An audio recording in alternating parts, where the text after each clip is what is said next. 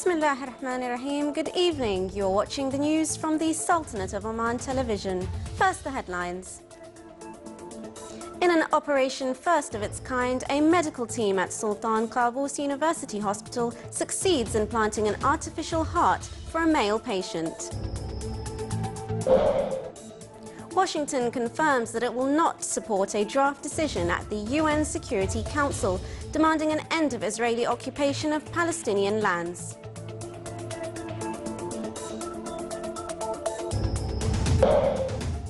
And Russia warns against deterioration of its relations with the US if sanctions went on, as the French president said that peace talks between Ukraine and the separatists will be held next Sunday.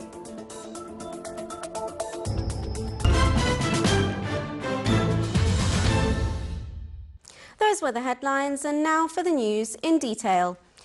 Sultan's Armed Forces organised a poetic and artistic night titled In the Love of His Majesty on the occasion of Sultan's Armed Forces Day. It was presided over by His Excellency Sayyid Badr bin Saud bin Harib al-Busaidi, Minister responsible for Defence Affairs, with the presence of a number of ministers, Chief of Staff of the Armed Forces, commanders of Sultan's Armed Forces and Security Services, senior military officials, their excellencies and honourable members of the Shura and State Councils. The night included presenting a number of poems by Omani poets, which sing in love of His Majesty and love of the nation. Bagpipers and drum bands of Sultan's Armed Forces participated in the night, in addition to the music bands affiliated to Royal Air Force of Oman and Royal Army of Oman, which presented various musical pieces.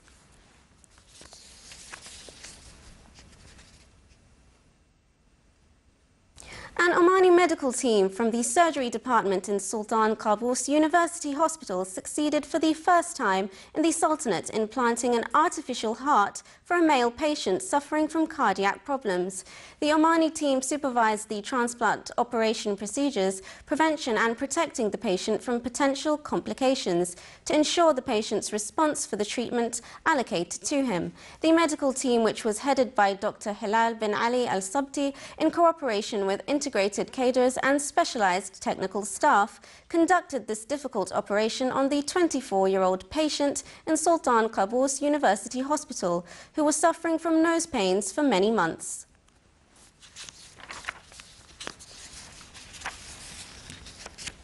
With the aim of spreading awareness in AIDS disease, danger and the method of prevention, male and female students of the Wilaya of Khasab schools and their parents celebrated AIDS World Day at the Oman Chamber of Commerce and Industry branch in the Governorate of Musandam. The celebration program, which was organized by the Ministry of Health in cooperation with the Ministry of Education, focused on moving away from causes of the disease. The ceremony also included health lectures, clarified methods of transmission, and religious lecture focused on family role in proper education in order to avoid coming close to the causes of the disease, in addition to a competition aimed to instill right concepts which help to avoid the disease. Directorate General of Education in the Governorate of North Sharqiya organised a creative forum for female teachers in private kindergarten at Cultural Centre in the Niaba of Sinau in the Wilaya of Mudaibi. The forum witnessed huge participation from schools in the Governorate and included educational events with children's participation, in addition to inaugurate an exhibition for teachers in the field of teaching means, which helped the school children to develop their educational and other capabilities.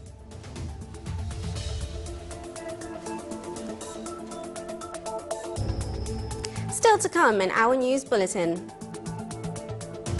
A tsunami hit Indonesia's Aceh province. Desperate survivors formed ragtag families to help them through their darkest days.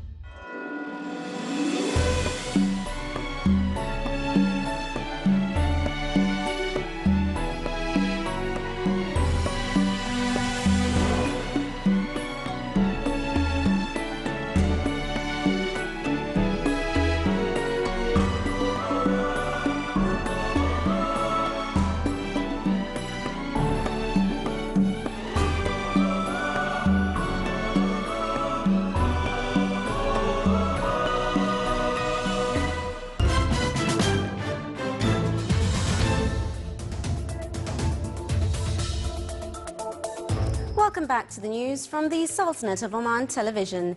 The United States said that it will not support a draft decision at the UN Security Council which called for reaching a peace agreement between Palestinians and Israel and to end occupation of Palestinian lands by 2017. Spokeswoman of the US Department Jen Psaki said that Washington will not support the decision and the US called for more consultations. US President Barack Obama said he had signed into law a new Russian sanctions bill passed by Congress, but did not intend to impose further sanctions against Moscow for now. In a statement, Obama said that his administration will continue to work closely with allies and partners in Europe and internationally to respond to developments in Ukraine, and will continue to review and calibrate sanctions to respond to Russia's actions. Obama added that he remains prepared to roll back sanctions should Russia take the necessary steps. Russian Foreign Minister Sergei Lavrov warned that President Obama signing into law a new sanctions bill from Russia is capable of harming the two countries' relations for a long term. At the same time, spokesman of Ukrainian army announced that 5 Ukrainian soldiers were killed and 7 others were injured at the separatist zone as violence escalated prior to peace talks expected to the start of next week.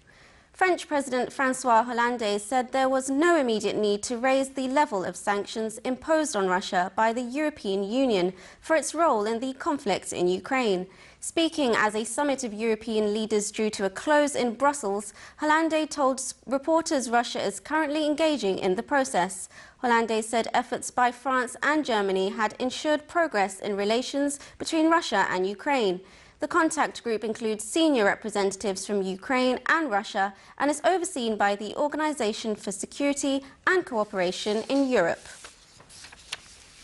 The US has given off signs of wanting to open up its relationship with Cuba, a move that has enraged Cuban exiles and the veterans. Younger Cuban Americans, however, say that the change in tone is welcome. Here is a report. Little Havana in Miami is where thousands of Cubans took refuge when Fidel Castro seized power. Decades later, many here are still haunted by the 1961 fiasco of the Bay of Pigs, a failed US-backed invasion.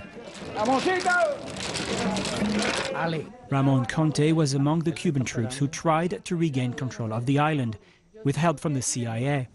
He looks back fondly on his life before communism. I was born in Cuba and grew up in Havana. I had a very normal life there. I had a job. This was the best place on earth, and I had never left Cuba before the communists took over. After the failure of the invasion, Ramon was taken prisoner and spent 25 years in jail. These days in Miami, a lot of older Cubans are still opposed to any diplomatic overtures being made to the Castro regime. Miguel Saavedra is a self-described human rights activist. He is in favor of keeping Cuba totally isolated from the international community. First of all, I don't support the socialist communists like Obama. If you open the relationship, you give more chance to the Castro regime. You give more economic support. Then the regime will be stronger against the people in Cuba. But if long-term exiles refuse any opening towards Cuba, newer arrivals may think differently. Yvette Martinez runs a news website aimed at Cubans. She says younger Cuban Americans are ready for a new kind of relationship with the United States. I think that the confrontational language hasn't helped. I think that, the fact that there are more contacts it's been helpful. So a lot of people outside in Cuba can see what democracy is when they are allowed to travel, when they're allowed to come to the United States, and hopefully someday, they realize that they have to, build a system like that. Travel restrictions have been eased up a bit over the last few years, allowing some travel between the US and Cuba. But Ramon says there is no way he will peacefully set foot in his homeland with the regime still in place. If I have to go back to Cuba, it will only be carrying a gun, just like the last time during the Bay of Pigs. Armed combat is the only way to take down this regime. Bay of Pigs veterans like Ramon are slowly dying off. They, along with the Castro brothers, are among the last survivors of one of the Cold War's most significant episodes. 8 children have been killed and a woman who was mother to 7 of them was injured in the northern Australian city of Cairns, police said today in what several media outlets reported was a mass stabbing.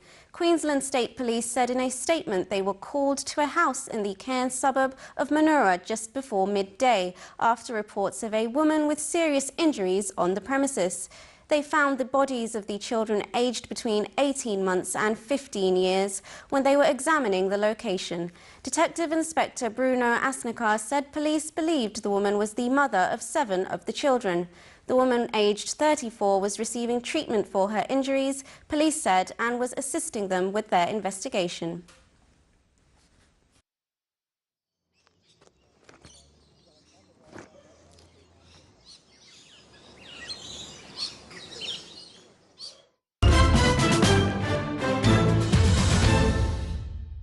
The Ministry of Agriculture and Fisheries Wealth announced that Safela or abalone catch season ended in the Governorate of the Far, which continued for only 12 days. However, divers expressed that they are not satisfied of the low prices, which reached not more than 35 Omani Rials for each kilogram.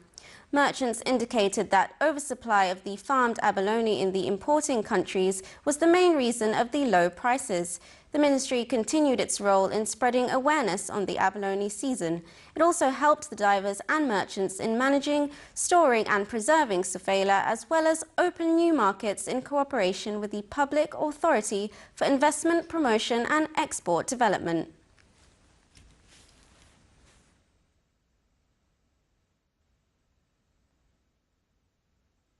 Muscat Securities Market MSM General Index today added 202 points, comprising a rise by 3.6% to close at 5,684 points. The trading value today stood at 7.8 million Omani Rials, comprising decline by 8.4% compared to the last session, which stood at 8.5 million Omani Rials.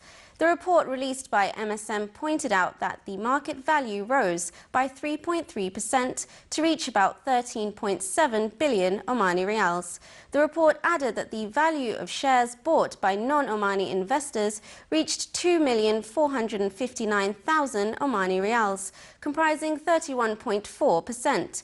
The value of shares sold by non-Omani investors reached 2,492,000 Omani Rials, comprising 31.8%.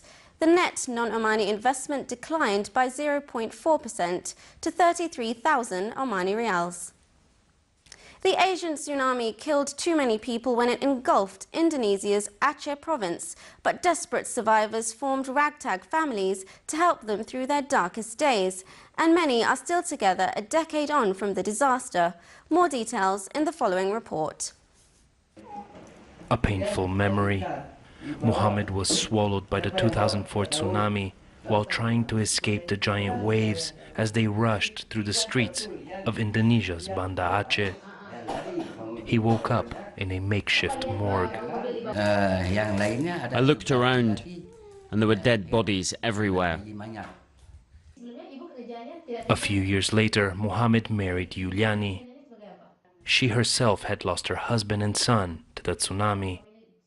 Today they have a 2-year-old daughter together and have moved to Aceh's highlands, far from the sea, where they say they feel safe. A second chance also came knocking on this older couple's door after both of their spouses perished in the disaster. They grieved for several years following the tragedy, then chose to rebuild their lives. There were several men that wanted to marry me, but I didn't want them. I wanted him. It was difficult, but I chased him. He was like a beautiful fruit among a bush of thorns. On December 26th, 10 years ago, waves up to 35 meters high flattened coastal communities following a huge undersea quake off the island of Sumatra. In Indonesia alone, almost 170,000 people were killed, making it one of the worst natural disasters of modern times and one that changed the lives of countless families. I lost most of my family during the tsunami. Only myself and 4 of my siblings survived. I was able to save my sister's children, and now they live with me. Although 10 years on, life in Aceh seems to have returned to normal, fears remain that a new giant wave could strike this quake-prone province at any time. And for many, that keeps the tragic memories fresh and old wounds eternally open. Now for the general weather forecast. Clear skies will prevail over the Sultanate with chances of low clouds and fog along the coastal areas of the Sultanate and in the governorates of Brahmi and Dhahra. Winds will be northwesterly light to moderate. Seas will be moderate to rough along the western coasts of the governorate of Musandam and the Arabian Sea, with a maximum wave height of 2.5 meters. Along the coast of Sea of Oman, it will be slight with a maximum wave height of 1.25 meters.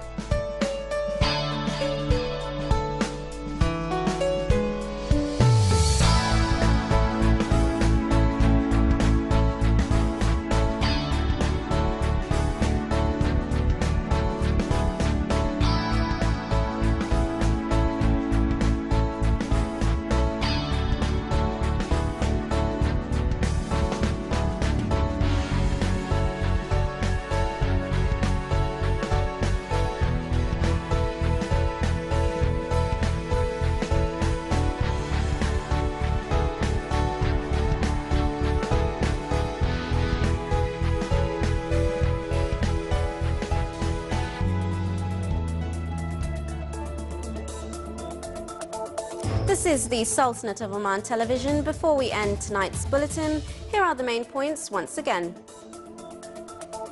In an operation first of its kind, a medical team at Sultan Qaboos University Hospital succeeds in planting an artificial heart for a male patient. Washington confirms that it will not support a draft decision at the UN Security Council demanding an end of Israeli occupation of Palestinian lands.